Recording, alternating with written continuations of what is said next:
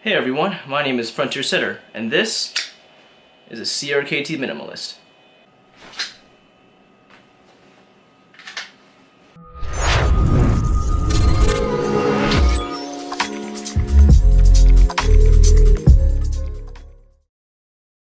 So I've known about this knife for quite some time now, but I didn't really show much interest until recently. The reason being is because I'm moving from Massachusetts all the way to North Dakota.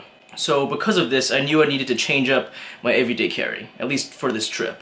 So usually I always carry my USB compact, but because I'm crossing all these state lines, I don't really want to get licensure for all these states. I figured, screw it, let's just do away with the gun and carry a knife.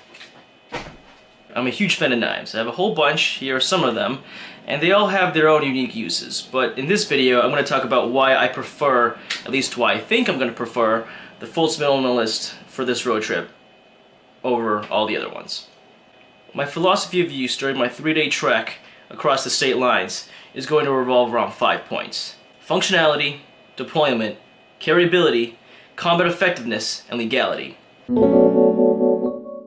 Drop point, in my opinion, is one of the most versatile blade shapes. It has a durable tip and a decently sized cutting belly. Even something this small is effective enough to do your basic everyday cutting tasks. And the blade has jimping on the top spine that allows for finer control. The handle also has these really deep finger grooves that really keep this blade right in your hand, even though it's only a 3-finger grip. But honestly, all these blades can do cutting tasks, except for the dagger, of course, but I'll get into all that shortly. Simply put, nothing deploys faster than a fixed blade knife. It's just simple, easy, and there's no points of failure. Granted, there have been a lot of improvements in folding knives in the past couple years, but because of the mechanisms and all that, it still leaves something to be desired. So here is a knockoff Benchmade Bedlam. It's made by Ganzo, and it's a pretty decent blade, even though it's, it's a fake knife. It has the same access lock and everything, and it locks up pretty good. But the whole point is I do have to carry this in a pocket, and I have to take it out, flick the knife open, and kind of re-grab the knife and get a good purchase on it again. And I really don't want to do that in any kind of combat situation. So even though this is a good option, I really don't want to have to worry about this mechanism failing on me. This is the AK-47, and it's made by Cold Steel. It features the triad lock, which is one of the strongest locks in folding knives. And it has this Emerson-like wave feature, except it's a thumb disc. And you can just kind of flick it out with your thumb like that. But you can also take it out of your pocket in a certain way that deploys the blade as fast as you can take it out. But the problem with these features is that you have to place your hand right in a certain position on the blade, but during times of, stress and those kinds of fast moments, this might not deploy all the time, and that's something I don't really want to have to deal with, if ever. So this is the Skeletool CX made by Leatherman.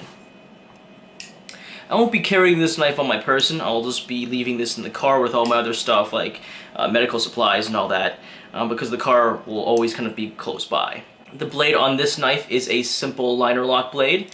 The blade steel is very good, but I don't really like liner locks because the overall robustness of the whole lockup is reliant on this small piece of metal here. And it's kind of slow to deploy as well. So, looking right back at the Minimalist, I will carry this appendix right where usually my gun would sit. And because I carry the USP this way, the training from drawing from retention and all that will carry through with this blade itself, as you'll see in these next few clips. I can also grab this weapon with my left hand and use it like a jab, similar to how I would with the SOCP dagger. This just gives me a little bit more versatility in case I need to change up my stance. So the Minimalist was designed to be kind of a small neck knife, which is why it comes with the paracord.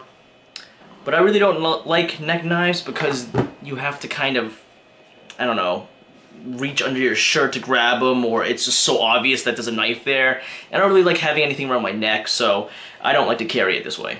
I like to carry things in my belt. I like to leave my pockets empty for like my phone or my wallet, and it's just a little bit more comfortable not having things kind of stacked in there, I guess. The belt clip is small, but you can kind of orient it in any direction you want. and it fits perfectly into any 1.5-inch belt. As you can see here, this is how I wear it on my Boxer Tactical Apogee belt. I actually might use the paracord and tie it around the edge here, and tie the paracord onto maybe like a belt loop. That way it doesn't slide around when I'm unsheathing the knife. So horizontal, I feel, is the most comfortable as well as the most hidden. It won't print, and it just kind of blends in with the black belt. It's comfortable to wear all the time, and I really don't notice it that much, to be honest. So this is where the Minimalist doesn't shine. It is not meant to be a combat effective weapon. It was never designed for that in mind. And I think that's important, and I'll get to that in the legality section of this video. Now, I do not condone anyone to use this as a weapon, but as I said before, it's better to have something on hand if you really need to defend yourself than nothing at all. And this is why I love the SOCP dagger. This is a weapon made specifically for combat and really nothing else. This is long, efficient at what it does, and that can be a problem. So I'm not a lawyer or anything like that. This video is meant to be informative and entertaining, and don't sue me. But looking through the website knifeup.com, link in the description below, you can read through every state's knife laws. Now there's like a bunch of bullshit that pretty much seems contradictory at times, but basically the whole takeaway is you cannot really own a concealed dagger like this unless you have like a permit or some kind of licensure. So because I'm traveling, I cannot afford to really bring this with me on my person, at least for legality purposes. So, no SOCP dagger. Sad face. But here is the CRKT Minimalist again, and you can see the blade length is around a little bit above 2 inches, 2.1 inches, and like I said, it's not designed to be a combat effective knife.